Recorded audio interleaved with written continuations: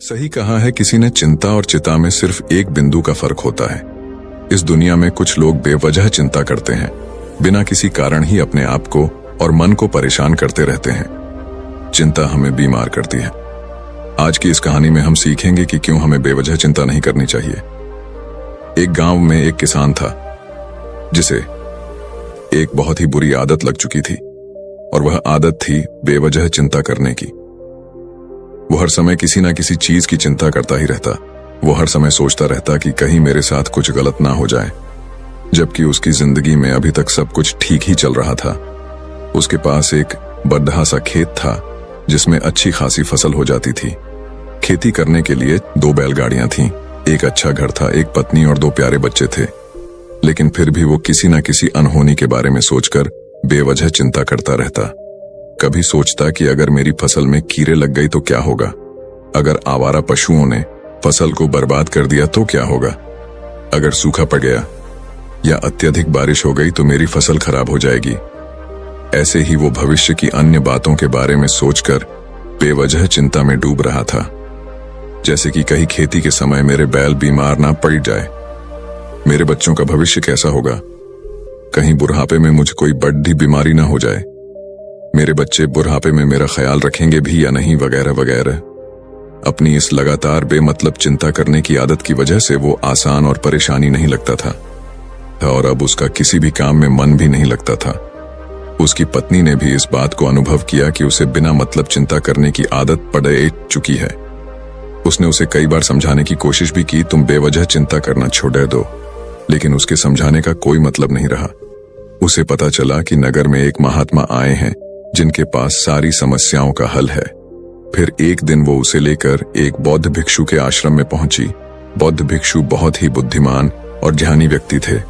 किसान और उसकी पत्नी अपनी सारी समस्या बौद्ध भिक्षुओं के समक्ष रख दी।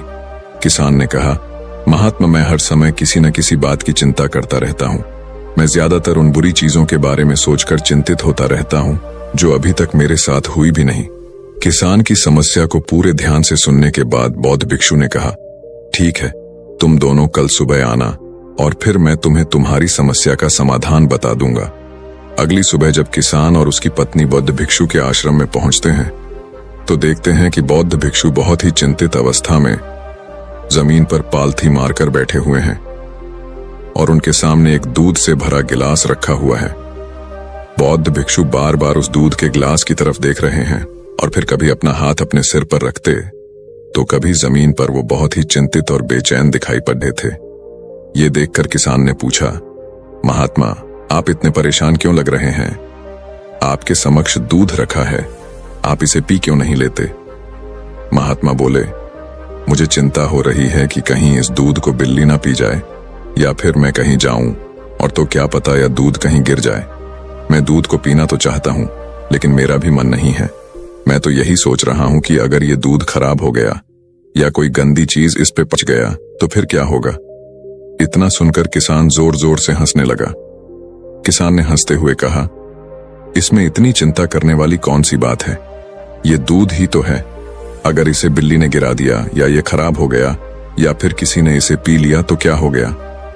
ये आपको दोबारा मिल जाएगा और वैसे भी आपका चिंता करना व्यर्थ है, क्योंकि ना तो अभी इसे बिल्ली ने गिराया है, ना ही खराब हुआ है और ना ही अभी इसे किसी ने पिया है, और हो सकता है कि भविष्य में ऐसा हो भी ना।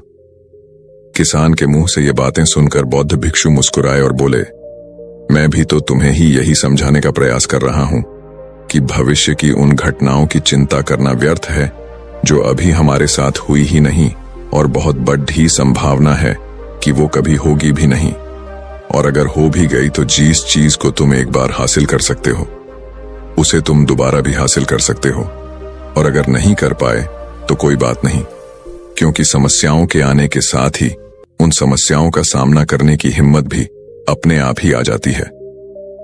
ये बातें सुनने के बाद किसान को लगा जैसे किसी ने उसके गाल पर एक थप्पड़ मारकर उसे नींद से जगा दिया हो। उसे महसूस हुआ कि वो भी तो यही गलती कर रहा है, वो भी तो भविष्य की उन घटनाओं के बारे में सोचकर चिंतित हो रहा है जो अभी तक घटी ही नहीं और शायद कभी घटेगी नहीं।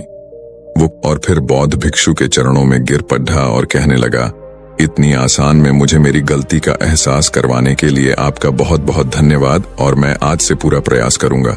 मैं बेवजह चिंता करना बंद कर दूंगा।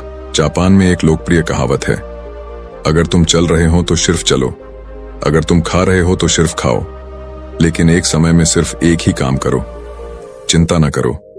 इस लोकप्रिय कहावत के अर्थ ने मुझे हैरान कर दिया था और सच कहूं तो मुझे ऐसा लगता है कि कहावत के अर्थ में ही वो राज छुपा है जिसे अगर किसी ने अच्छे से समझ लिया और अपने जीवन में उतार लिया तो वो चिंता के बंधन से ही हमेशा हमेशा के लिए मुक्त हो जाएगा। इस कहावत के अर्थ के बारे में हम आगे बात करेंगे, लेकिन उससे पहले देखते हैं कि हमारे दिमाग में इस तरह के विचार ज्यादा चल रहे होते हैं। पहला, क्या मैंने ये काम सही से किया? दूसरा, क्या मैं इसे और बेहतर कर सकता था? तीसरा, इसका परिणाम क्या होगा? और चौथा, लोग मेरे और मेरे काम के बारे में क्या सोच रहे होंगे? ये ऐसे कुछ विचार हैं जो हमारे दिमाग की सिस्टम में ज्यादातर समय चलते रहते हैं, लेकिन हमें पता नहीं चलता क्योंकि हमने इन विचारों के साथ जीना सीख लिया है और हमारा दिमाग काम भी ऐसे ही करता है कि अगर हमने इसे किसी काम को कई बार करवा लिया तो फिर ये उसे अपनी आदत बना लेता है और फिर हमारे चाहे बिना भी उस काम को करने का प्रयास करता है। शुरुआत में तो हम किसी भी काम को अपनी इच्छा से पूरे होशो हवास में करते हैं, लेकिन बाद में वो हमारी आदत बन जाता है और फिर हम बस बेहोशी की हालत में बिना सोचे समझे उस काम को करते चले जाते हैं। जब एक बच्चा छोटा होता है तब उसे पता नहीं होता कि चिंता क्या है, लेकिन जैसे ही वो बड़ा होता है माँ बाप कहना शुरू कर देते हैं, बेटे आपको होमवर्क करना है, आपको उसकी चिंता नहीं हो रही, आपके एग्जाम आने वाले हैं, आपको उसकी चिंता करनी चाहिए। और ऐसे ही न जाने कितनी सारी चीजों के लिए बच्चों के आसपास के लोग उसे चिंता करने के लिए कहते हैं और वो छोटा बच्चा इस बात को मान लेता है। ये अच्छा, किसी भी काम को करने के लिए हमें उसकी चिंता करनी पड़ती है और फिर वो भी किसी काम की घटना के बारे में बार बार सोचने लगता है। शुरुआत में तो वो ये काम जानबूझकर करता है, लेकिन धीरे धीरे उसका मन इसे अपनी आदत बना लेता है और फिर ना चाहते हुए भी उसका मन एक ही विचार के बारे में बार बार सोचता रहता है और फिर वो अपनी पूरी जिंदगी चिंता के इस जाल में फंस कर रह जाता है। लेकिन अब प्रश्न ये उठता है कि इसका समाधान क्या है? तो इसका समाधान है ऊपर बताई गई जिन कहावत का अर्थ यानी जागरूकता। हमें अपने विचारों के प्रति जागरूक होना पड़ेगा। हमें थोड़ी देर रुककर इस बात पर ध्यान देना होगा कि कहीं हम ना चाहते हुए भी एक ही घटना के बारे में तो बार बार नहीं सोच रहे हैं। हमें पूरी जागरूकता के साथ ये देखने का प्रयास करना होगा कि पूरे दिन हमारे अंदर इस तरह के विचार उठते रहते हैं। अब आप पूछ सकते हैं, केवल जागरूकता क्या करेगी? मैं कहता हूं यह काफी है। ये मन को शांत करने के लिए पर्याप्त है, मन को अपने स्वभाव का एहसास कराने के लिए पर्याप्त है और जीवन में जागरूकता लाने का सबसे आसान तरीका है ध्यान करना।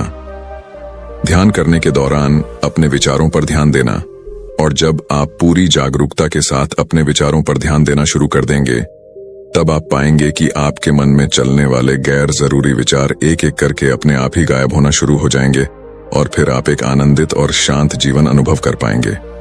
बाकी अगर ये कहानी आपको अच्छी लगी हो तो इस वीडियो को